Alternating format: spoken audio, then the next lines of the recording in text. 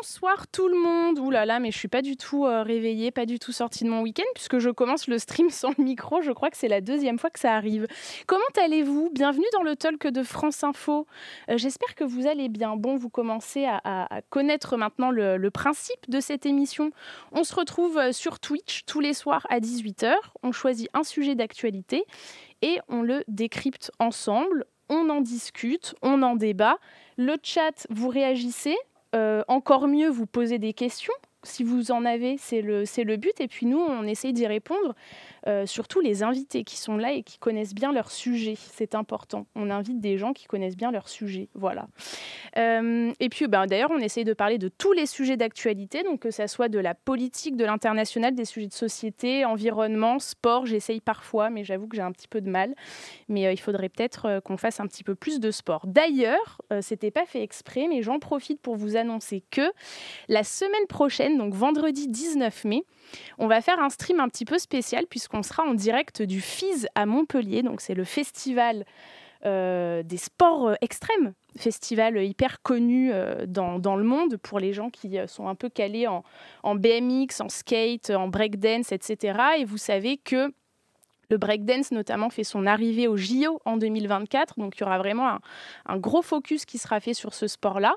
Et puis, on va aussi s'intéresser au BMX et au skate qui sont déjà dans la course au JO. Donc, ça va être très cool. Ça sera aux alentours de 18h vendredi 19 mai. On sera aux côtés de France Bleu Héros aussi. Et voilà, du coup, il y a plein d'athlètes qui vont venir nous parler de leur sport. Donc, ça va être très chouette. Donc, ça sera un talk un petit peu spécial, parce que d'habitude, on parle d'autres sujets, pas forcément de sport. Donc, voilà, j'espère que ça va vous plaire. Ça va être très chouette, en tout cas. Ce soir, nous allons parler d'un tout autre sujet, puisqu'on va parler de politique. Quoique ça peut s'apparenter quelquefois à un sport extrême. Quel avenir pour la NUPES? C'est la question qu'on va se poser ce soir. La NUPES, donc Nouvelle Union Populaire, Écologique et Sociale, qui a fêté la semaine dernière son premier anniversaire. Mardi dernier, les chefs de parti se sont réunis en présentiel pour parler de l'acte 2 de l'Alliance. Et les rapports ont parfois été tendus. Comme avec les communistes qui ont bloqué pratiquement sur tous les sujets, même sur l'idée d'une candidature commune en 2027. Alors le dialogue n'est pas rompu, mais des divergences sur le fond et sur la stratégie existent, notamment pour les européennes en 2024, puisque les Verts veulent y aller tout seuls. Mais est-ce vraiment problématique? On va poser la question à nos invités. Il y a d'ailleurs la secrétaire nationale des Verts, donc Marine Tondelier, qui s'est voulue rassurante et qui a dit « On travaille activement à un chemin d'espoir et de victoire ». Et la présidente des Jeunes socialistes, Emma Rafovic, j'espère qu'on le prononce bien comme ça, qui ajoute « Le mouvement social actuel nous oblige à être un débouché politique à toute cette colère. Alors, 1 an après sa création, comment va la NUPES? Quel bilan a tiré ?» On en parle avec nos invités. Victoria Coussa, bonsoir. Bonsoir. Bienvenue. Merci. C'est la deuxième fois que tu viens. Ou la troisième fois peut-être. Ou la troisième fois. Je crois que je suis venue sur 2 autres sujets assez différents. Mais première fois sur les canapes. Victoria, tu es journaliste politique à France Info. Oui. Et donc tu couvres la gauche? Oui, je couvre. On peut dire ça comme ça? On peut dire ça comme ça. Je couvre la gauche dans le sens de la NUPES. Alors, et la gauche, c'est les 4 partis de gauche, mais aussi la NUP à l'Assemblée, la coalition des députés de gauche à l'Assemblée, qui est finalement une entité à part entière, si on veut bien la suivre au jour le jour à l'Assemblée. Ok, et tu prononces comment, toi? Moi, je dis NUP. NUP. Mais au bout d'1 an, il y a beaucoup de questions encore qui se posent malgré le premier anniversaire de la coalition. La prononciation en fait partie, mais c'est vrai que voilà, nous on dit NUP, en tout cas au service politique de France Info, mais je sais pas comment ça se passe ailleurs. Pierre Lepelletier. Nous on dit NUPES. Vous dites NUPES. Voilà. Pierre Lepelletier, journaliste politique au Figaro, tu suis la gauche aussi. Donc oui. vous dites NUPES. Oui, on dit plutôt NUPES, mais c'est vrai qu'on n'a jamais trop tranché. Mais au début on disait NUPS. Maintenant, on dit plus NUPES. Oui, mais ça a été un vrai débat. Parce Est-ce que l'Académie française s'est prononcée sur le sujet? Il faudrait qu'on émette la demande. Tu penses je crois que ça a été fait, et c'est NUPES. Kyle CM dans le chat prononce NUPES. Mais je crois qu'il y avait aussi une histoire de la Covid, le Covid. Ouais. L'Académie avait tranché pour la Covid, on dit tous le Covid. Oui, mais bon. chacun son truc. Bon, alors, 1 an après, comment va la NUPES aujourd'hui? Moi, je dis NUPES, j'avoue. Vas-y, bah, je t'en prie. Qui se lance? Allez, Victoria. La NUPES, ça dépend, ce qu'on dit quand on dit NUPES. Est-ce que c'est la coalition de gauche à l'Assemblée? Est-ce que c'est les partis entre eux? Concernant les partis entre eux, les 4 partis, Parti communiste, Parti socialiste, Europe Écologie Les Verts et LFI, les rapports vont plutôt mal. En revanche, à l'Assemblée, ça se passe plutôt bien entre les députés parce qu'ils ont réussi, au fil de ces quelques mois, à nouer des liens humains et des liens de travail assez forts et à obtenir des victoires, même si forcément c'est pas toujours tout rose. On l'a vu avec l'épisode de la réforme des retraites où il y a eu de gros débats stratégiques autour de est-ce qu'il faut aller ou non jusqu'à l'article 7 qui était l'article le plus important puisqu'il concernait le recul de l'âge de départ. En revanche, du côté des partis, c'est un peu plus compliqué. Pierre, du côté des partis, c'est compliqué entre qui et qui? Alors, principalement, en fait, entre tous. J'ai l'impression que de plus en plus entre tous. Que le PS et les Verts... Le PS et les Verts, ça va encore, mais bon, le noyau dur, c'est quand même la France insoumise. Et on voit que c'est quand même compliqué. Enfin, il y a toujours des petits rapports de force, un peu des bras de fer, quoi. Mais pour revenir à la NUPES, où ça en est aujourd'hui, j'ai l'impression que maintenant, c'est plutôt la question de l'après. C'est ça la grande question du moment, parce que nous, on en rencontre souvent. Et en fait, les responsables de gauche et de la NUPES continuent de parler de leur nuit de négociation qu'on avait suivie comme un exploit quasi olympique, et ils en parlent encore avec les étoiles dans les yeux. Mais il y a la question de l'après, où en fait on voit que ça bug un peu maintenant de savoir qu'est-ce qu'on en fait en fait de cette alliance. Donc il y a la question des européennes que tu évoquais, mais il y a aussi l'après, encore plus après. On va en reparler, les européennes 2027, Victoria. Sur le bilan, c'est quand même un peu un miracle qui est 4 partis comme ça qui se soient alliés, en tout cas, et qui existent encore un an après. C'est l'histoire qu'ils aiment raconter, les 4 dirigeants et leur état-major. On a réussi ce que la gauche était incapable de faire pendant des décennies. Nous, on l'a fait. Donc oui, il y a forcément ce côté-là. Certes, ça c'est le premier degré, on va dire, c'est le vernis, quoi. aussi autour de la NUPES, de la NUP. Mais c'est vrai qu'aujourd'hui, au bout d'un an, on voit les limites de ce qu'ils ont réussi à faire il y a un an, jour pour jour. Moi, je comparais ça, je compare ça en fait limite à, vous savez, la question fatidique au bout d'un an de relation dans un couple. C'est est-ce qu'on s'installe ensemble? Est-ce qu'on s'installe ensemble? C'est un peu la question qui gros peut, point d'étape. Gros point d'étape et qui peut créer finalement un gros problème s'il y en a un des deux qui dit bah non, moi j'ai pas envie de m'installer, pas tout de suite, je suis pas prête, etc. Ou je suis pas prêt. Là finalement la NUP on est à ce stade. Il y en a 2 qui veulent pas et 2 qui veulent. Et ça peut finalement créer de grosses divisions entre eux et de gros problèmes pour la suite. Pierre, on a l'impression finalement que plus on approche d'une élection, qu'elle soit européenne ou présidentielle, il y a un peu les mauvais réflexes qui ressurgissent, les divergences qui apparaissent, les petites batailles d'ego, non j'y vais tout seul, non machin. Oui, c'est ça, et en fait on se rend compte qu'il y a des différences d'approche de ce qu'est la NUPES. On voit que pour la France insoumise, c'est très clair, c'est de dire on va garder cette coalition jusqu'à 2027, et donc si possible garder notre force pivot, notre force centrale. Les écologistes, c'est un peu moins le cas, où ils se disent finalement on peut se séparer de temps en temps aux européennes parce qu'on n'est pas d'accord sur tout. Le PS, c'est à peu près sur la même ligne. Le PC et le PCF, les communistes, c'est carrément lui à dire finalement c'est simplement un accord électoral qui nous permet de faire des belles choses à l'Assemblée. Enfin voilà, on sent au bout d'un an qu'il y a quand même des différences d'approche et ça devient très concret. On va revenir tout à l'heure en détail sur le PCF, etc. Mais il y a Vilou dans le chat qui dit s'il n'y a plus de NUPES, il n'y a plus de gauche, 3 petits points. Il n'a pas totalement tort. C'est-à-dire qu'il faut se souvenir d'où part la gauche. Donc, a priori, si on reprend les scores de l'élection présidentielle, la gauche revient de nulle part parce qu'effectivement, il y a la percée de Jean-Luc Mélenchon à la fin, mais les autres partis de gauche étaient vraiment au ras des pâquerettes. Et en fait, le scénario d'une assemblée sans députés de gauche était en fait tout à fait possible parce qu'on serait reparti avec les mêmes divisions législatives. Donc, cet accord sauve effectivement la gauche.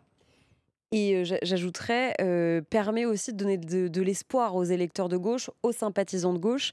J'en ai croisé beaucoup en couvrant des manifestations contre la réforme des retraites. Surtout au début, au mois de janvier, on a senti que l'intersyndicale donnait des ailes, mais aussi cette union des partis de gauche donnait envie aux électeurs de descendre dans la rue, des électeurs qui ne sont pas forcément syndiqués dans leur entreprise. Donc ça donne de l'espoir, ça donne une perspective également, et c'est très important quand on c'est les scores aux dernières élections et à la dernière présidentielle, comme disait Pierre. Et en même temps, tu parlais de manifestants. On a l'impression que cette crise sociale, elle profite pas trop à la NUPES, justement. Oui. En fait, la NUPES a un boulevard. Je vais dire NUPES, hein, comme ça on va s'aligner tout le long. La NUPES a un boulevard et même des figures de la NUP, des figures de LFI reconnaissent qu'il y a des grandes difficultés à profiter de ce moment. Ça Il y a paraît beaucoup dingue. de frustration, ça paraît fou, il y a beaucoup de frustration.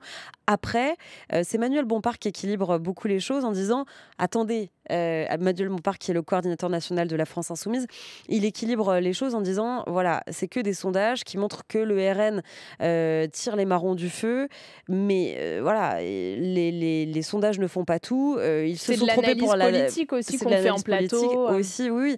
Mais bon, il va falloir une élection pour savoir qui sort gagnant de cette séquence. Même si beaucoup, quand même, à gauche, les députés socialistes, écolos, etc., reconnaissent tous, et même certains insoumis, disent finalement on n'a pas été à la hauteur, en fait, pendant les débats sur la réforme des retraites.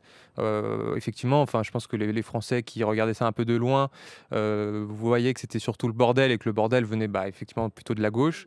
Et donc certains disent bah voilà, et finalement c'est pour ça aussi qu'on n'en profite pas dans les sondages et que c'est le Rassemblement national qui a fait une stratégie beaucoup moins offensive et en fait beaucoup plus prudente qui aujourd'hui effectivement semble récolter les marrons du feu. Et comment ça se fait finalement sur le fond qu'ils n'aient pas réussi à se saisir de ce sujet, parce que c'est pourtant un combat commun idéologiquement. Oui et non. Oui.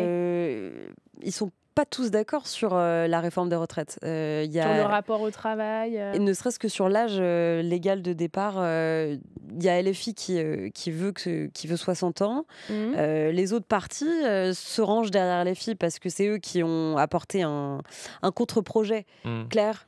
Plutôt clair. Mais oui, on imagine que le PS... Il y a des divisions entre eux, au sein même sur le fond, comme tu disais Manon, ils sont pas forcément... Ils sont tous d'accord contre le projet du gouvernement, mais sur les détails de ce que eux proposeraient à la place de l'exécutif, c'est encore flou. Moi, je pense vraiment qu'en plus, la forme a vraiment pris le dessus sur le fond, parce qu'on l'a vu, on a suivi des débats et on a vu qu'il y avait du fond, et parfois, notamment chez les députés socialistes, avec les sorties de Jérôme Guedj qui tentait de rectifier ce que disait le gouvernement. Mais au final, on ne le retient pas et je pense que dans l'opinion, peu de gens l'ont retenu, mais par contre, ils ont retenu quand même le bordel à l'Assemblée et c'est ça qui prime. Et d'ailleurs, à l'Assemblée, pendant les débats justement sur la réforme des retraites, il y a eu des divergences sur la stratégie à adopter. En gros, LFI, plutôt la stratégie de l'obstruction, donc les amendements, et ça, c'était pas... Tout le monde n'était pas d'accord avec ça au sein de la NUPES. Et même au sein de LFI. Il y a eu un vote pendant ces jours décisifs. Un vote a été organisé au sein du groupe LFI et je crois, je sais plus Pierre, mais je crois que c'était 23 contre 24. Bon, en tout cas, c'était un chiffre très serré. La colle. Non, pardon. Non, mais je m'appuie sur toi parce que je sais que tu es un expert, un spécialiste, mais je sais que c'était un vote très serré pendant cet épisode à l'Assemblée. Il y avait une partie du groupe LFI qui disait non, il faut qu'on retire nos amendements, il faut qu'on aille jusqu'à l'article 7, jusqu'au vote, non, au moins jusqu'au début de l'examen de l'article 7 et au mieux jusqu'au vote derrière. Et d'autres insoumis, notamment ceux qui sont alignés sur Jean-Luc Mélenchon et autour de Manuel Bompard, Sophia Chikirou, qui forment le noyau dur mélenchoniste au sein de l'Assemblée et qui sont là aussi pour appliquer la ligne de Jean-Luc Mélenchon au sein du groupe dans lequel le leader insoumis n'est plus. Ce groupe-là voulait vraiment bloquer jusqu'au bout, jusqu'à la dernière minute, et c'est eux qui, comme souvent, l'ont emporté dans le groupe à l'Assemblée. Et quelle divergence il existe sur le fond, sur le programme entre les différentes parties de la NUPES, sur des grandes questions comme la laïcité, le nucléaire? Tout le monde est d'accord sur tout? Non, il y en a toujours, et les retraites en vrai en font partie, parce que quand les insoumis disent on veut la retraite à 60 ans, comme tu disais, les socialistes ne veulent pas de la retraite à 60 ans, parce qu'ils estiment ça en fait assez démagogique. Ils communiquent pas entre eux? Ils estiment ont des cadres. Ouais, et là ils se disent qu'en fait le plus important c'était de se mettre ensemble contre la réforme des retraites, et que l'alternative, ce qui n'est pas idiot. Mais après ça coince quand il s'agit... Ils Ouais, sont c'est dans ça. une opposition frontale à la réforme des retraites. Après, ils tiennent pas les rênes du pouvoir aujourd'hui. Ils ont encore le temps de voir venir ce moment-là où peut-être il faudrait former un gouvernement avec un premier ministre socialiste, un président insoumis, un premier ministre socialiste, etc., etc. Mais pour l'instant, ils n'en sont pas là. Eux, c'était surtout, comme tu dis, Pierre, la volonté de faire front commun contre la réforme des retraites. Et il y a des divergences notamment au sujet des retraites, au sujet de l'Europe, mais ça, on va Ouais. y venir. Il y a des sujets très importants. Et oui, la laïcité en fait partie. L'immigration aussi. Il y a des questions très importantes qui les divisent et qui les diviseront peut-être même toujours. Et comment dépasser justement cette stratégie, en gros, l'union pour bloquer Macron, l'union pour bloquer la réforme des retraites, et après, comment on dépasse tout ça? Comment C'est tout la phase 2 de la NUPES. l'acte 2, c'est ça? C'est Il ça, parle de l'acte l'acte 2. 2. Certains disent l'acte 2. Mais effectivement, Il va y avoir alors, un tri. Là, il y bah, en a qui vont peut-être quitter la NUPES. peut-être, C'est pas impossible, c'est pas hein. impossible. Enfin, c'est même Il y a ce probable. tabou qui est même en train d'être levé en ce moment avec Fabien Roussel, le Parti communiste, Mm. qui fait de plus en plus bande à part. Il a dit que c'était une camisole, Il a dit la tout à fait dans NUPES. cette réunion au sommet qui a eu lieu mardi soir dernier de la semaine dernière, une réunion entre les 4 leaders de la NUP qui se sont retrouvés physiquement pour la première fois depuis bien longtemps autour d'une table, qui ont tous vidé leur sac, et Fabien Roussel a donné sa signification de l'acte 2 Ouais. de la NUP. Est-ce que l'affaire Quatennens a accentué aussi Pour moi, ces fractures pour moi, c'est vraiment le premier sujet très compliqué que la NUPES a dû gérer. On s'en rend pas forcément compte de l'extérieur Ouais. dans la vie des gens, mais ça a joué, Ouais, tu dirais. en fait, beaucoup, parce que déjà, ça arrive tôt après l'accord, c'est en septembre, donc on est 3-4 mois après l'accord. Et en fait, je pense qu'il y a une incompréhension des socialistes, des écologistes et même des communistes sur comment les insoumis ont traité cette affaire. Parce qu'en fait, il y a beaucoup d'affect qui est entré en compte parce que beaucoup d'insoumis sont très proches avec Adrien Quatennens. Et il y a vraiment eu une incompréhension de leur stratégie de défense coûte que coûte et qui a laissé des traces. Enfin, on l'a vu pendant des semaines et des semaines. Les députés écologistes, par exemple, quittaient l'hémicycle dès qu'Adrien Quatennens prenait la parole. Donc pour moi, il y a vraiment un avant et un après. Et c'est les premières fissures de la NUPES. Victoria? C'est leur boulet. Je pense qu'ils traîneront jusqu'au bout. C'est un faux pas de LFI qui plombe toute la NUP. Parce que même si, notamment le Parti socialiste et les autres partis derrière, ont très vite dénoncé la gestion de l'affaire Quatennens par leurs partenaires insoumis, ils se le traînent, et c'est aussi leur problème à eux, en fait. Même s'ils tentent de se détacher de la position du groupe LFI, forcément, ça empiète sur leur fonctionnement à l'Assemblée et sur tout ce qu'ils peuvent dire derrière. Même si Sandrine Rousseau, l'écologiste Sandrine Rousseau, sort de l'hémicycle quand Adrien Quatennens prend la parole, reste que Adrien Quatennens est aujourd'hui sur les bancs de la NUP et du côté de la NUP dans l'hémicycle. Et ça, ils devront faire avec jusqu'au bout. Donc oui, ça les a totalement plombés dès le début. Et je pense qu'ils vont continuer d'avoir affaire à cette histoire pendant plusieurs années. Et il y a un vrai débat philosophique en fait qui les divise, à savoir les insoumis disent qu'il y a la réhabilitation qui est possible pour quelqu'un qui a été condamné et qui aurait purgé sa peine. Et côté écolo et aussi socialiste, ils disent finalement, certes, il a purgé sa peine, mais c'est un représentant, c'est un élu. Donc est-ce que même s'il a été condamné, qu'il a purgé, est-ce qu'il peut continuer à représenter les Français? Et là-dessus, il y a vraiment un vrai débat entre eux. Ils ont jamais vraiment réglé cette question. Pardon, je fais un petit tour juste dans le chat pour voir ce qui s'y dit. Bon, il y a des gens qui veulent que Roussel s'en aille. Oh. Vilou qui dit par exemple, il pourrait militer sur le terrain dans les régions, point d'interrogation. Ah. Bah, c'est l'une des volontés de ceux qui veulent Ah bah voilà. développer la NUP en Ouais. dehors de l'Assemblée. C'est cette volonté de créer une alliance commune sur le terrain, une agora. C'est un peu flou encore ce projet d'agora, mais c'est la volonté de rassembler forces politiques, des gens de la société civile pour réfléchir au programme de la gauche de demain. Ouais. Et c'est une bonne remarque parce que quand on regarde les résultats de la NUPES aux dernières législatives, on se rend compte que les élus, les députés, en fait, sont issus toujours des mêmes milieux sociaux. La sociologie est toujours la même électoralement, c'est-à-dire les métropoles, les banlieues et les outre-mer. Et autrement, on voit que c'est quand même beaucoup plus difficile dans les zones, disons, périphériques, rurales.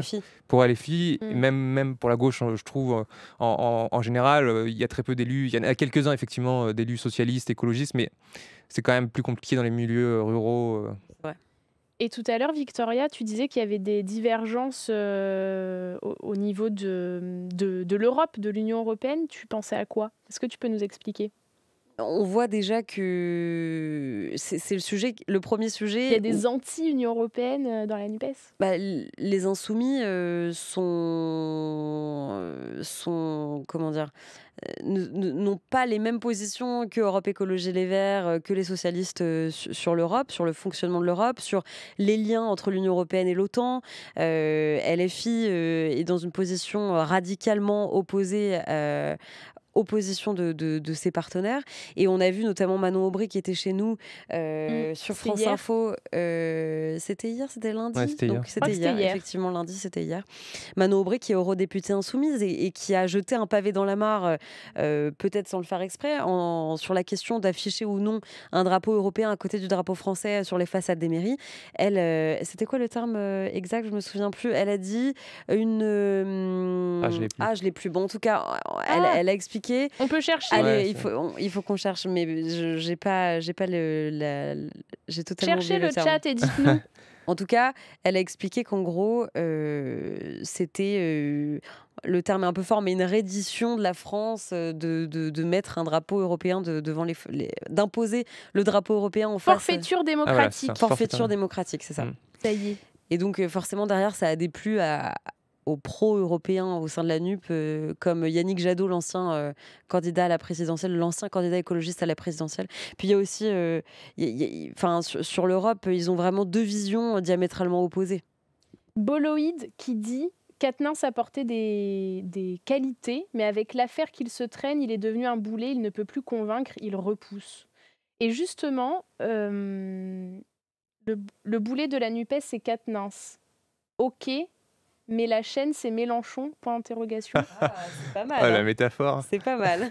Sauce bourguignonne. Oh là là. Il y a un peu de ça, hein.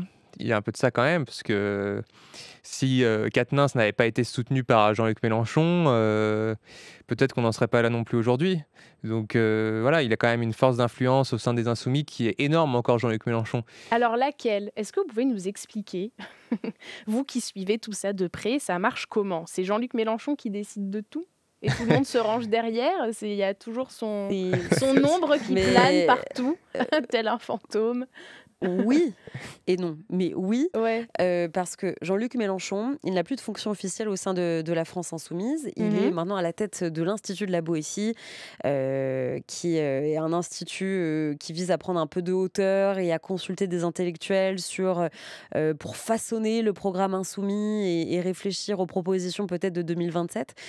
Donc il a un rôle, il veut en tout cas montrer qu'il a un rôle de sage qui prend de la hauteur, mais quand on sonde des insoumis, quand on met vraiment le nez dans le fonctionnement interne, à la fois au sein du parti et à la fois au sein du groupe insoumis à l'Assemblée, on voit que Jean-Luc Mélenchon, que ses prises de décision sont appliquées au sein du groupe via, je vous parlais au tout début d'un noyau au sein du groupe LFI autour de Jean-Luc Mélenchon, Manuel Bompard qui est son bras droit, Sophia Chikirou, des députés qui sont très proches de Jean-Luc Mélenchon et qui au sein du groupe sont le relais de ce que peut dire Jean-Luc Mélenchon en privé, donc en disant, voilà, par exemple sur Quatennens, on sait que des députés ont poussé d'autres députés insoumis, peut-être des jeunes députés insoumis, à s'aligner derrière leur prise de décision autour de l'affaire Quatennens, à soutenir la gestion de l'affaire Quatennens publiquement. On sait notamment, par exemple, il me semble que c'est la députée Sophia Chikirou qui, sur des boucles, notamment des boucles Telegram, WhatsApp, que se partagent tous les députés insoumis, faisait circuler des messages en disant soyez discrets dans les médias, tentez il faut que vous partagiez notre position sur l'affaire Quatennens. Mais il faut se souvenir que la France insoumise, c'est Jean-Luc Mélenchon. Enfin, c'est-à-dire que c'est lui qui l'a créé, c'est lui qui l'a conçu, il a tout fait. Et d'ailleurs, dans la tête des gens, je pense qu'on va interpeller quelqu'un dans la rue, on dit est-ce que France insoumise, ça vous fait penser à qui? C'est immédiatement Jean-Luc Mélenchon. Donc, mine de rien, il commence à y avoir effectivement des critiques internes qu'on entendait moins pour avoir suivi l'époque Mélenchon, quand il était très, très présent, etc. Il commence à être contesté. On sent que là, il y a quand même une vraie différence. Et je pense que fondamentalement, ça l'agace au fond de lui, parce qu'il n'a jamais été vraiment confronté à ça en interne. Enfin, il a déjà été, mais c'était beaucoup moins... Enfin voilà, il pouvait les virer comme ça.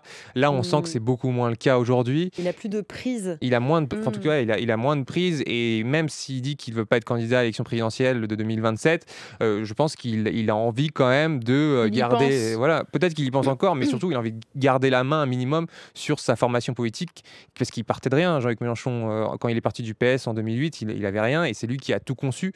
Donc, on peut comprendre, ne serait-ce que même humainement, qu'un homme comme ça qui a tout conçu se dise, voilà, j'ai envie de garder la main et j'ai pas envie qu'on m'éjecte à la sortie. Et c'est un tribun... Ces moments à l'Assemblée qu'on a pu vivre autour de la réforme des retraites, ça le fait vibrer. Il a la politique dans le sang, donc pour lui, j'allais dire, est-ce que c'est pas un peu le seul qui incarne quelque chose à gauche de... C'est le plus connu, très certainement. En revanche, on voit dans les enquêtes d'opinion qu'il y en a d'autres qui montent, notamment François Ruffin, un autre insoumis, et ça l'agace pas mal, Jean-Luc Mélenchon.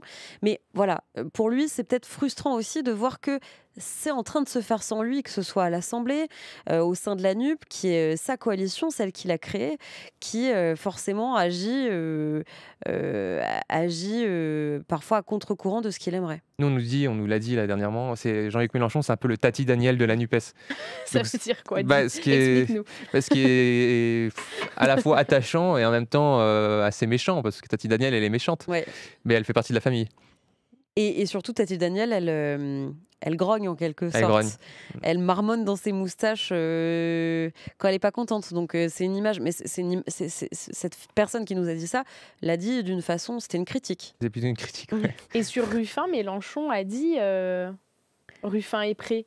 Ça voulait dire quoi? Comment interpréter ce Ruffin? C'est ça, il y a plein d'interprétations possibles. Moi, je l'interprète comme un baiser de la mort, mais plutôt... nous, on a déjà... C'est ironique, quoi.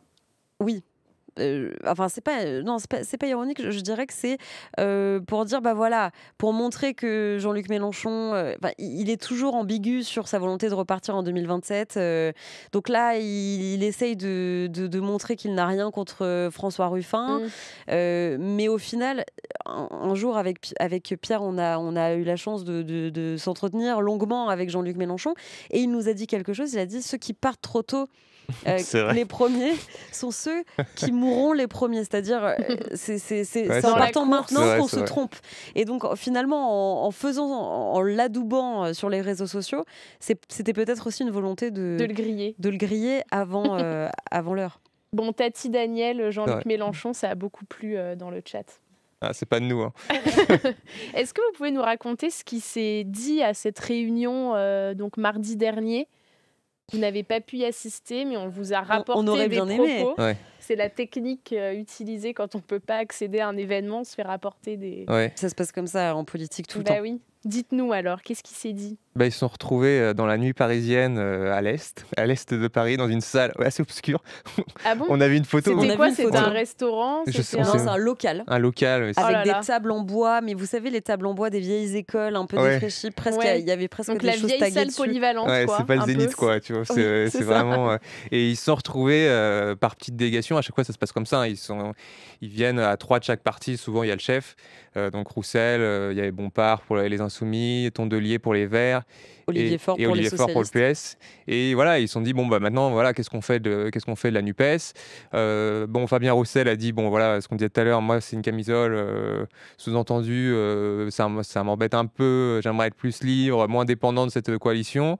Et en fait, mais le sujet est vite passé sur les européennes, qui est quand même le gros sujet du moment, où les Insoumis veulent absolument une liste commune NUPES, parce qu'ils disent très stratégiquement que si tout le monde est uni, ils feront un bon score, et donc ils pourront concurrencer En Marche, les macronistes et le RN. Et ce à quoi Marine Tondelier, l'écolo, la patronne des écolos, répond oui, mais très bien, mais en fait, on n'est pas d'accord sur le fond, philosophiquement, on n'est pas d'accord. Cette alliance ne va ressembler à rien, et en fait, les électeurs ne vont pas venir vers nous parce que cette alliance, ce sera l'alliance de la carpe et du lapin.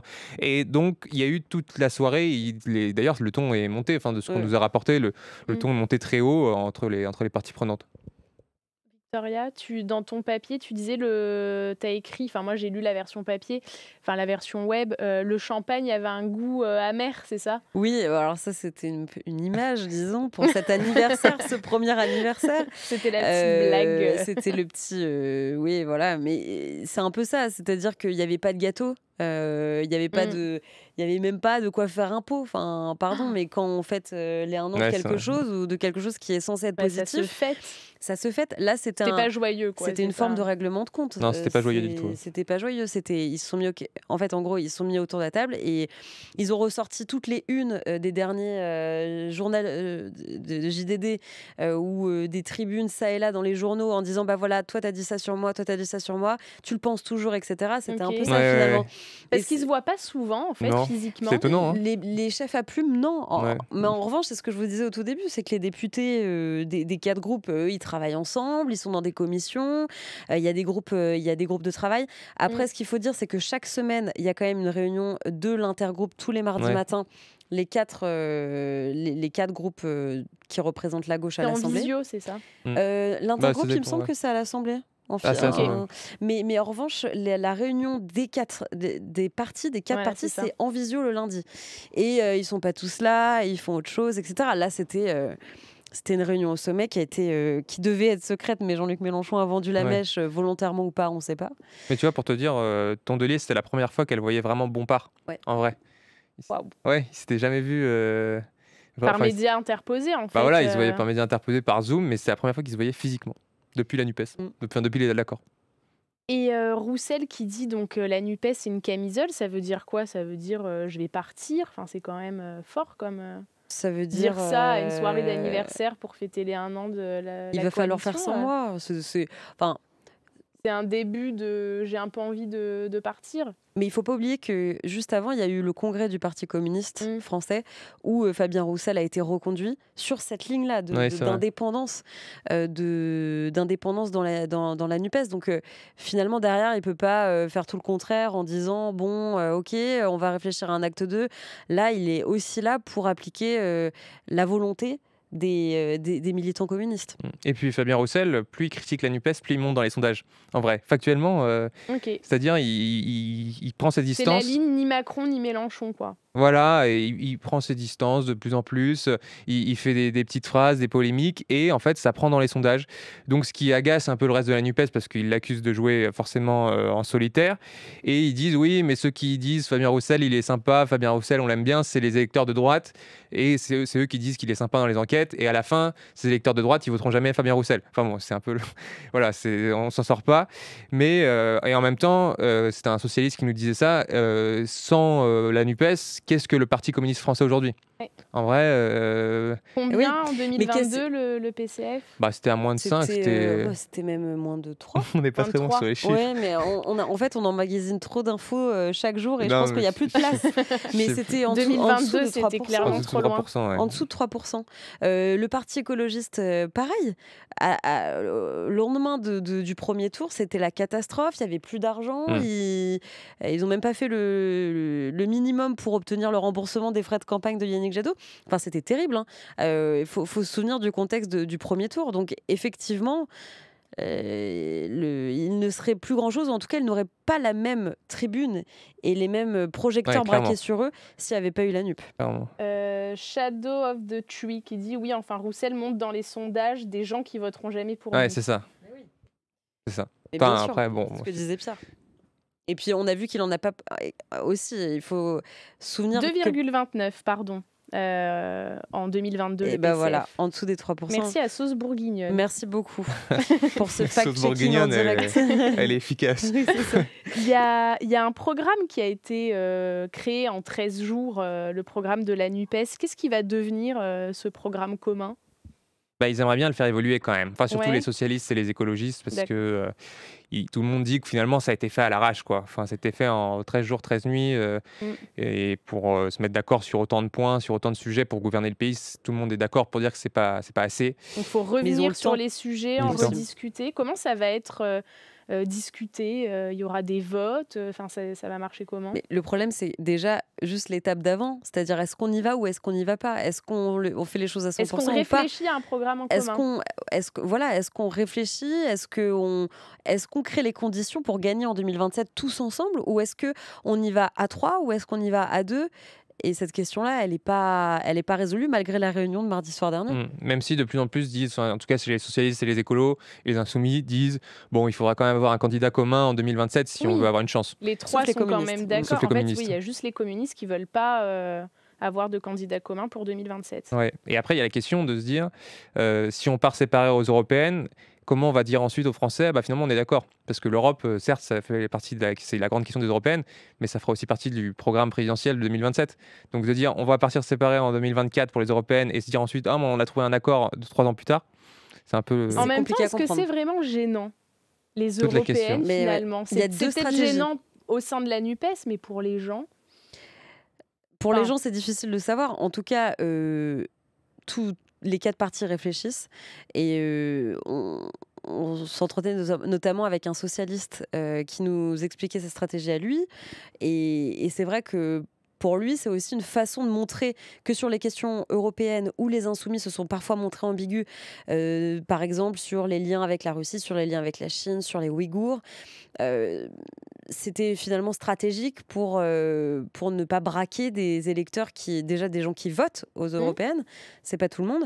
Et c'est aussi une façon de montrer que sur ces points-là, bah voilà, on n'est pas d'accord avec Jean-Luc Mélenchon. Et voilà, pour ne pas trahir finalement des gens qui votent historiquement, notamment pour les écologistes. Jeff Hung 17 qui dit: est-ce qu'il y aura des comités locaux pour la NUPES rassemblant les électeurs de gauche, LFI, ELV, etc.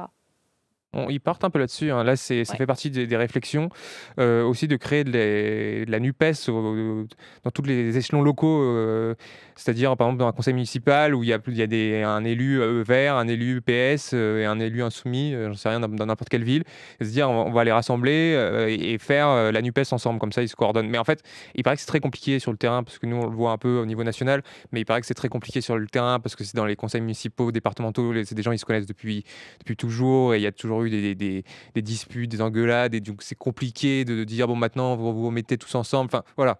En tout cas ils l'ont fait au niveau national. De ce qu'on nous raconte, c'est vrai que c'est un peu plus difficile sur certains endroits du territoire.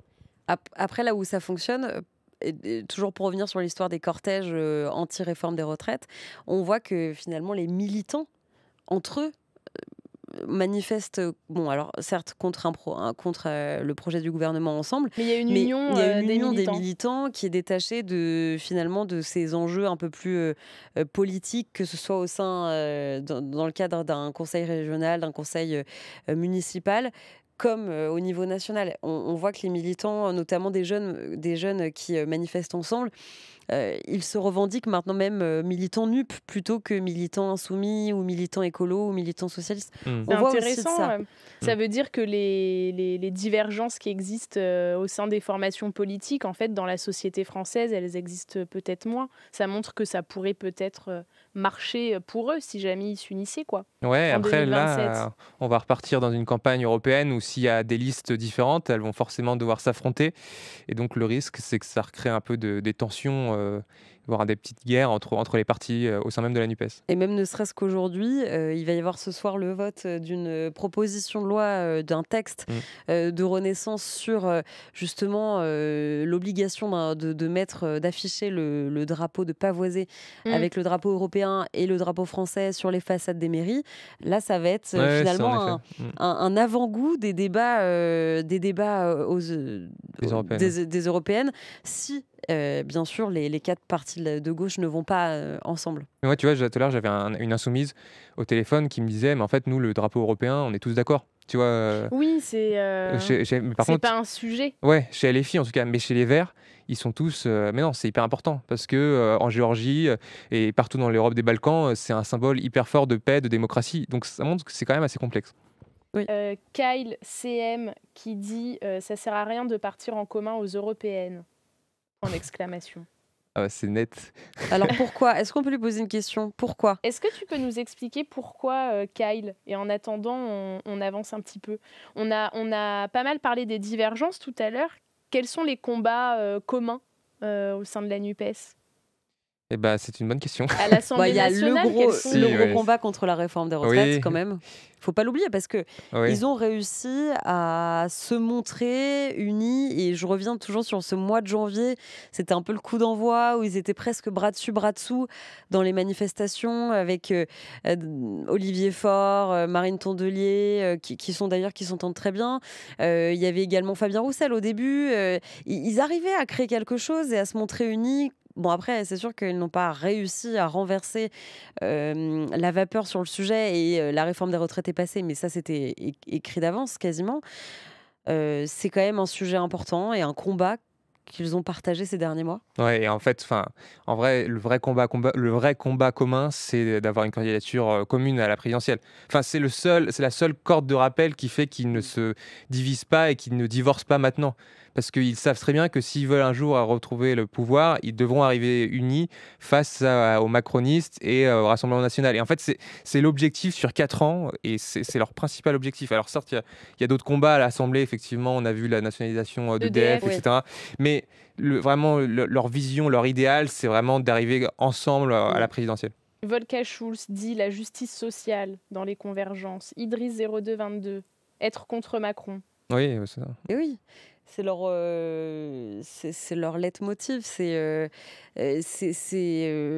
même ce qui les fait exister, c'est ce combat, ce face à face qu'ils tentent toujours d'instaurer face à Emmanuel Macron, à la Macronie globalement.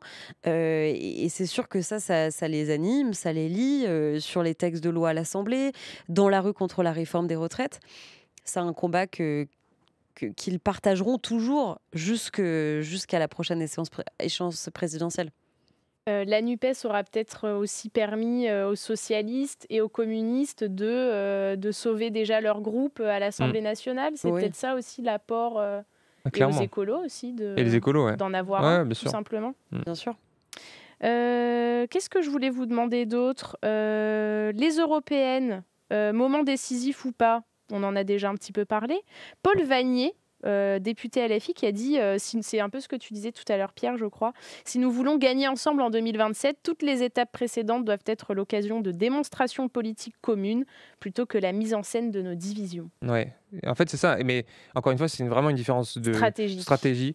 où les insoumis disent il faut vraiment faire de la stratégie pour dire comme ça, le soir des européennes à la télé, les gens vont voir qu'il y a RN, Macron et la NUPES et que si on part séparé, il y aura RN, Macron et ensuite, beaucoup plus bas, les autres listes de gauche. Mais, et voilà, et sauf que les autres listes de gauche, enfin les écologistes par exemple, ne pensent pas ça du tout. Par exemple, sur la stratégie du non-alignement, donc là, c'est la grande notion insoumise héritée du général de Gaulle, qui est de dire finalement la France ne doit pas être alignée forcément sur une alliance, notamment les Américains en gros pour faire vite, et mais qu'elle doit décider au cas par cas de sa stratégie. Et pour les écologistes en fait c'est un concept un peu comme je sais Yannick Jadot qui dit ça, un concept un peu foireux pour cacher toutes les ambiguïtés, notamment sur la position de Taïwan, sur la position de l'Ukraine. On sait que Mélenchon était au début de l'invasion à l'Ukraine un peu ambigu sur le rôle de l'OTAN. Il dit que c'est l'OTAN qui provoque la Russie. Donc voilà, il y a vraiment une différence de fond et pour eux, c'est invraisemblable qu'il puisse y avoir une liste commune. Et sur le résultat, ils ont une lecture, ils ont deux approches différentes. Les insoumis ont une lecture nationale, c'est-à-dire qu'ils en font un enjeu de la présidentielle, ces européennes. Et alors que les écologistes, comme je disais tout à l'heure, ont peur de trahir leur électorat européen et en font une lecture vraiment ils plus font des européenne. scores pas dégueux, Ouais. verts aux européennes. Et puis donc ça leur a porté on bonheur. peut comprendre. Oui, c'est ça. En fait, c'est ça aussi. Il y a un enjeu évidemment stratégique. Vas-y. Et pas que, il y a aussi, on en a beaucoup parlé, enfin Pierre en a beaucoup parlé, de ce rapport de force au sein de la NUP, les européennes, ça peut permettre également aux petits ou aux moyens de la NUP de peser un peu plus et de faire face devant le monstre insoumis, le gros groupe qui reste hégémonique au sein de la NUP. Il y a une volonté de rééquilibrer ce rapport de force aussi en interne. Parce que c'est sûr que si les écolos font 13% le soir des européennes et que les insoumis font 5%, ils pourront plus dire on est la force pivot, etc. Donc évidemment, il y a aussi ça qui rentre en jeu. Une question de Kyle, mais qui a été posée un peu plus tôt dans l'après-midi, du coup, sur notre serveur Discord, et qui a dit étant donné le mode de scrutin, quel serait l'intérêt d'avoir une liste commune NUPES aux européennes? N'y aurait-il pas un fort risque de perte de voix en cas de liste commune? En tout cas, c'est ce que disent ceux qui sont contre une alliance, une liste commune, en disant finalement, ceux qui sont contre l'Europe ne voudront jamais voter une liste où il y a des écologistes pro-européens, et les pro-Europe, les électeurs pro-Europe ne voudront jamais voter pour une liste insoumise qui sont très eurocritiques. Et donc, il y aura des pertes. Kyle qui a explicité du coup là dans le chat. Merci Kyle. Dit, donc je vous lis. En gros, pour moi, il y a des différences assez notables entre les Verts et LFI sur l'Europe. Du coup, pour moi, il y a un risque de perdre des électeurs en cas de liste commune. Voilà. De plus, cela permettrait aussi de mesurer l'équilibre politique au sein de la NUPES. Et bon, en plus, à partir du moment où l'on passe les 5%, on récupère le même nombre de députés que si on additionne 3 listes à plus de 5% ou une liste du même score. Ouh là là. On va peut-être pas assommer les gens avec ces détails. Non, mais c'est vrai que ça joue, parce que effectivement, s'il y a des listes qui dépassent les 5%, elles auront de toute façon des élus. Et donc, si tu additionnes en gros les élus qui auront le PS, les élus qui auront les Verts, les élus qui auront les Insoumis, effectivement, grosso modo, ça fera à peu près le même score que le RN et les macronistes. Mais est-ce que c'est vraiment lisible pour les Français le soir des européennes? Je suis pas complètement sûr. Et c'est parce qu'il va s'afficher sur les télés, donc c'est ça le problème. Mathias 972A qui dit le socialisme est mort. Mais ça me fait penser du coup à une question que je me posais. Est-ce que la social-démocratie, entre guillemets, se reconnaît dans la NUPES? Justement, c'est bien. Cazeneuve. Non, pas du tout. Et justement, Cazeneuve joue les troubles faits de ce premier anniversaire, parce que même Fabien Roussel se retourne perturbateur de fête. Voilà, vers Bernard Cazeneuve, qui lui est effectivement un anti-NUPES et surtout un anti Jean-Luc Mélenchon de la première heure. Et on voit que finalement, cette partie du PS qui provoque des remous en interne, parce qu'ils sont contre le numéro 1 du PS, Olivier Faure, qui tente tant bien que mal de faire avancer son parti vers cette coalition. Donc effectivement, ça les rattrape toujours aussi, ce petit courant anti-NUP au sein du PS. Et alors, Bernard Cazeneuve n'est plus dans le PS, mais en tout cas, il est toujours lié avec des gens qui sont le PS. En tout cas, il fait un pari, et c'est le même que fait finalement Carole Delga, qui elle est dans le PS, et d'autres ambitieux un peu hors NUPES, c'est qu'ils considèrent qu'en 2027, la NUPES sera représentée par un insoumis, et que le camp de Macron sera représenté par quelqu'un de droite. Donc un Gérald Darmanin, Bruno Le Maire, Édouard Philippe. Et que du coup, de fait, tout un espace politique va se libérer entre les héritiers d'Emmanuel Macron et l'insoumis candidat. Et que ce sera un espace de centre-gauche. Et que potentiellement, ça peut faire un 10%, un 11%. Et qu'une fois que la dynamique est lancée, pourquoi pas arriver au second tour d'une élection présidentielle. Donc il surfe sur ce fameux ni Macron, ni Mélenchon. Exactement. Et il a créé un mouvement. J'ai vu ça. La convention. La convention. Ouais. Qu'est-ce que c'est? Il faut y travailler. Non, mais c'est vrai. Et ça veut dire quoi, la convention? C'est une bonne question. On ne sait pas trop en fait ce qu'il y a tout à fait derrière encore. C'est naissant, c'est un peu flou. Ce qu'on sait, c'est que Bernard Cazeneuve frappe à plusieurs portes et il tente de rattraper des gens qui sont sortis du PS, des gens qui sont toujours au sein du PS et qui partagent sa vision. On les a beaucoup entendus, les anti-NUP du PS pendant le congrès du Parti Socialiste, notamment Nicolas Maillard-Rossignol, le maire de Rouen, qui a incarné pendant cette campagne pour briguer la tête du PS ces anti-NUP. En tout cas, oui, ces pas anti-coalition à l'Assemblée, mais... Comment ? NUPES critique. NUPES critique, voilà. NUPES critique. Mais je pense que c'est un début, la convention. On va voir ce que ça va donner. Et il faut se souvenir qu'au congrès de Marseille en janvier, fin janvier, Olivier Faure a été élu avec seulement 51% des voix. Donc, ce qui montre qu'il y a quand même une partie, l'autre partie de sa formation qui est quand même NUPES critique. Et donc, ils peuvent trouver une alternative dans peut-être Bernard Cazeneuve ou d'autres. Et notamment parce qu'au niveau local, ça coince aussi. Ouais. Dans les fédérations socialistes où c'est compliqué avec les insoumis, etc., les gens, ils n'ont pas forcément envie d'approuver une ligne pro-Mélenchon à la tête du parti au niveau national. Et on parle de Cazeneuve, mais il peut sembler pour l'instant anecdotique, mais il y a quand même une inquiétude, une petite inquiétude, en tout cas chez les socialistes pro-NUPES, qui se disent notamment pour les européennes, voilà, si on fait une liste commune, est-ce que lui, il ne va pas profiter pour faire sa propre liste, ou en tout cas soutenir une liste dissidente, centre-gauche, et que finalement, s'il fait un petit score, des gens qui ne veulent pas du tout voter pour des insoumis, une liste avec des insoumis, qu'il fasse un petit score, et que finalement, il existe, et que pour après, la présidentielle qui arrive 3 ans plus tard, ça permet de le propulser quelque part.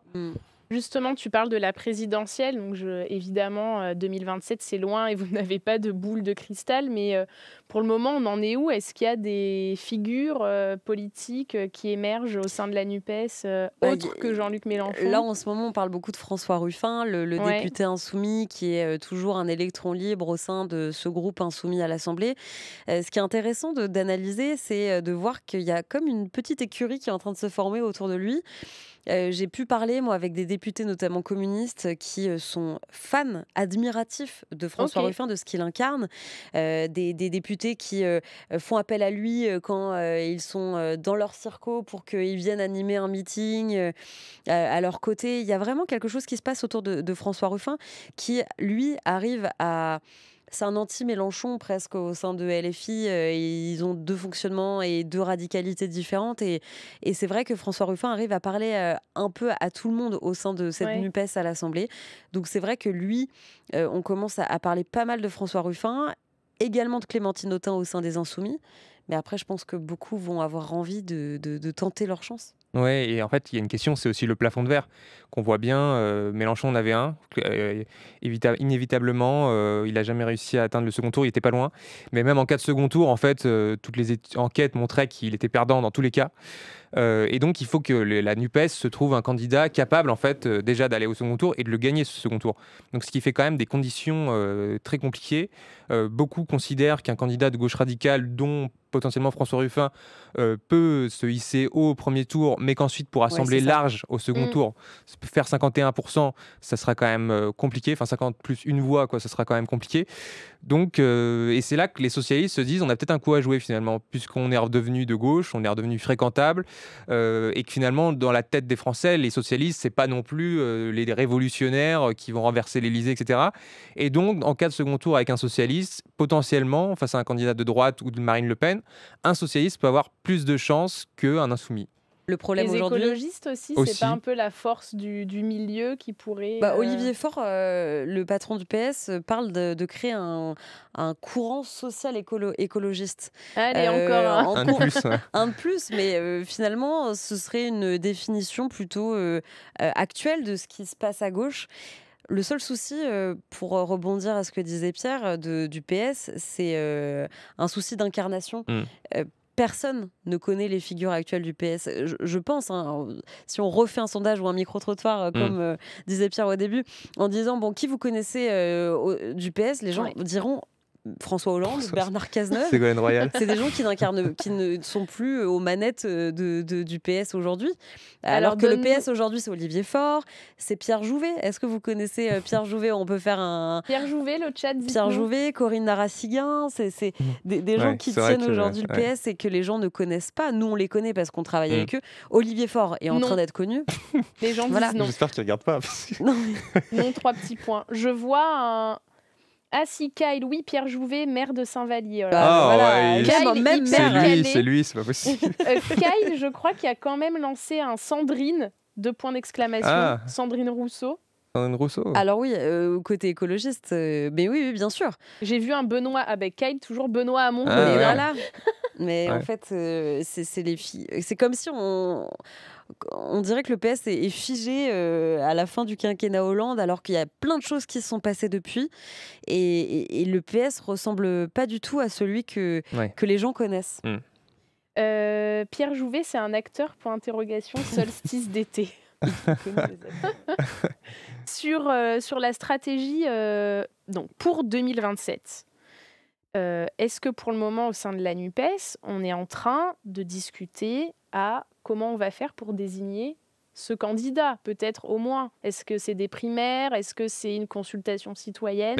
C'est quoi les différents courants? Il commence doucement en fait. Il y en a qui veulent. En fait, moi, je pense, c'est mon interprétation, que certains veulent aller très vite sur cette question-là parce qu'ils n'ont qu'une peur, c'est que Mélenchon débarque un soir aux 20h de TF1 et dit je suis candidat. Et que du coup, bah merci, on remballe et on est reparti pour une 4e fois. Et je pense vraiment qu'il y a une inquiétude chez beaucoup de ce coup de force parce que pour l'instant, il dit qu'il veut pas être candidat. Mais voilà. Pas grand monde le croit au sein de la NUPES. Et c'est pour ça que certains proposent d'ores et déjà une primaire en fait, de la NUPES de la gauche. Et en fait, c'est Jérôme Guedj, le député socialiste, qui dit ça. Et tout de suite, il précise, comme ça, personne ne pourra dire j'y vais de mon côté. Mais il ne le dit pas, mais il parle évidemment de Jean-Luc Mélenchon. Mélenchon qui ne veut pas d'une primaire. Alors c'est compliqué de connaître sa position aujourd'hui parce qu'on ne sait même pas s'il a envie d'y retourner. Sur France 3, voilà. Enfin, il a dit la primaire n'aura jamais mon assentiment. Ah, il n'aime pas le système des primaires. Ouais. Mais est-ce qu'en 2027, il pensera toujours ça? Bon, c'est compliqué d'anticiper toutes ces choses-là. Après, c'est sûr que les gens de la NUP, les figures de la NUP disent aussi beaucoup, oui, on aura un candidat commun en 2027, mais on gouvernera tous ensemble.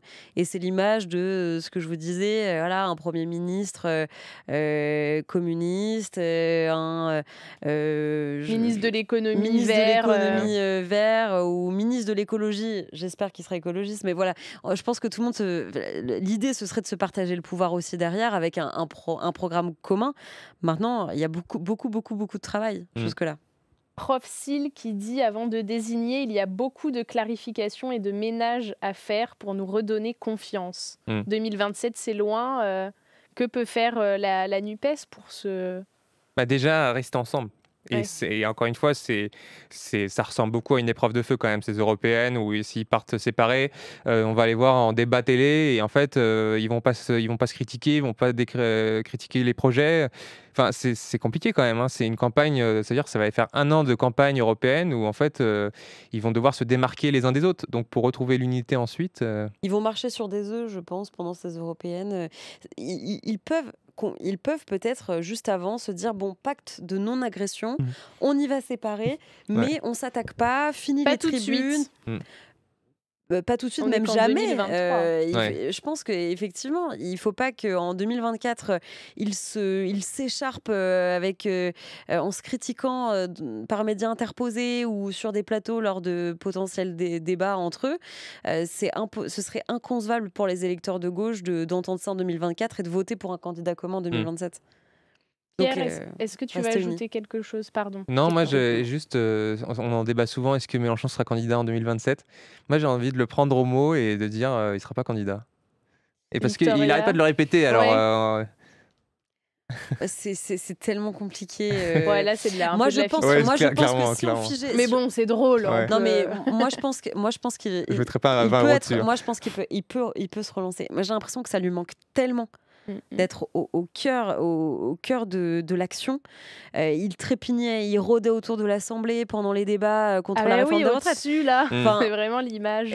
Cette image est dingue et je pense qu'il a juste envie de saltiti. Peut-être ce qui ferait, ce qui le freinerait dans sa volonté d'y aller, c'est peut-être sa condition physique parce qu'il prend de l'âge. Est-ce qu'il aurait l'énergie suffisante? Je pense que c'est juste une question d'énergie.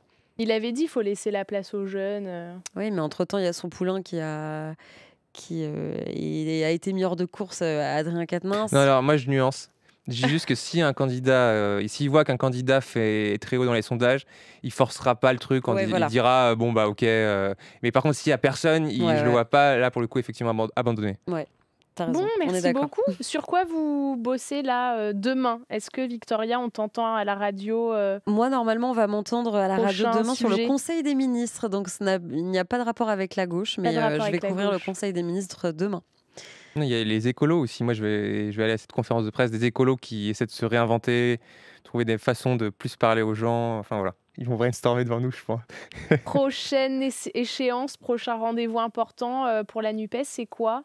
Dans l'agenda, Moi, je il y dirais a quoi le de... 8 juin, surtout, c'est Ouais. ce texte du groupe Lyotte pour abroger la réforme des retraites que les députés doivent voter. Et si jamais cette proposition de loi était adoptée, ce serait un coup dur politique. Parce que concrètement, il ne se passerait pas grand-chose derrière. Ouais. Mais politiquement, ça déstabiliserait profondément l'exécutif.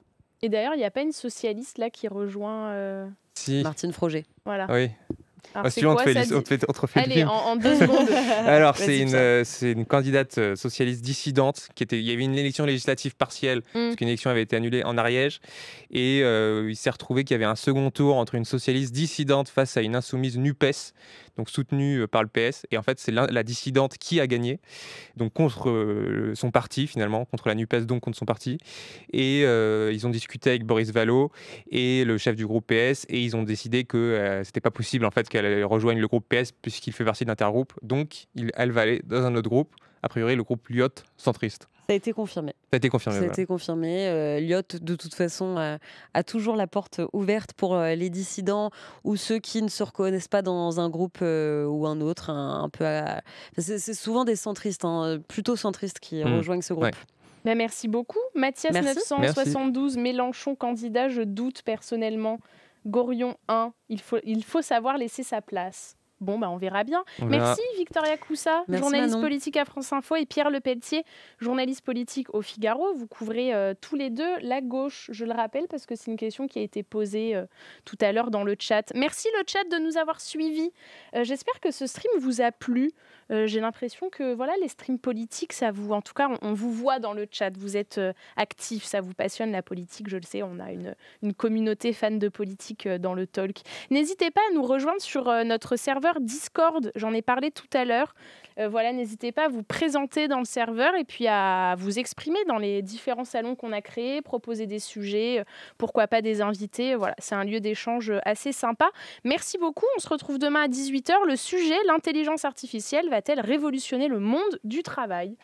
Voilà, tout autre sujet. Ou la politique. Ou la Ouais, politique. c'est vrai. Ah, un candidat Tu nous chat inviteras. GPT Ah ouais. Tu nous en inviteras. 2027. Ah ouais. Je vous inviterai. Oh là là, non. Par pitié. Ça arrivera peut-être un jour. Merci beaucoup en tout cas. Merci. Merci. À demain tout le monde. Bonne soirée.